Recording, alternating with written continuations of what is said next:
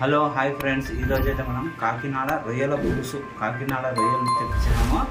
ఆ రొయ్యల పులుసు అయితే చేస్తున్నాము. ఆ రెసిపీ అనేది నేనైతే మీకు చాలా చక్కగా వివరిస్తాను. వీడియో నచ్చితే లైక్ చేయండి, సబ్స్క్రైబ్ చేయండి, మర్చిపోండి.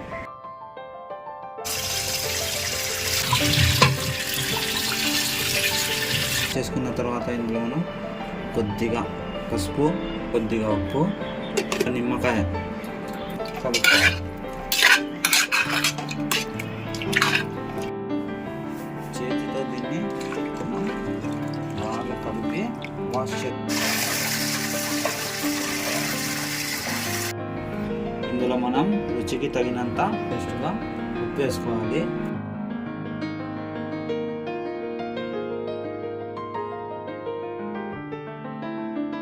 ధనియాలు ఒక చెంచా, జీరా తీసుకున్నాం, వేగనివ్వాలి. వచ్చేంత వరకు మనం దీన్ని గ్రైండ్ చేయాలి. దాని తర్వాత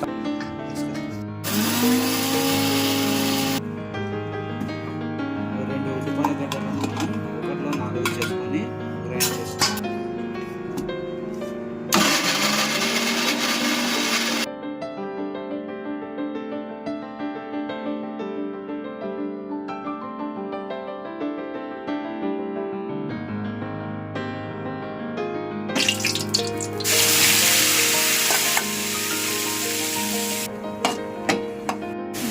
ఓకే అండి, ఇప్పుడైతే మనము సైడ్గా మ్యారినేట్ చేసుకుని పెట్టుకున్న రొయ్యలను అయితే ఇందులో వేసుకోవాలి.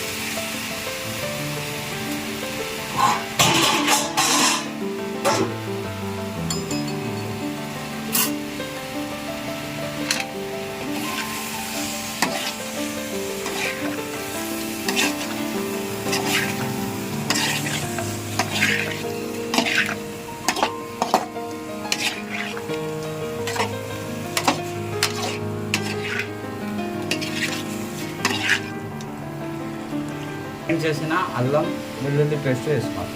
ఇక ఫ్రెండ్స్, ఇందులో మనము ఇంకొక చెంచా కారం అయితే మనము తగినంత వేసుకోవాలి.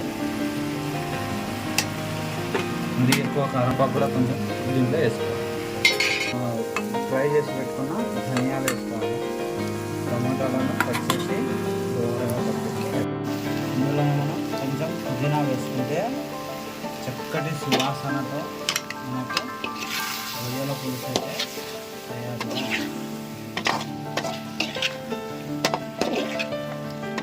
ఇది. ఇప్పుడు దీంట్లో చింతపండు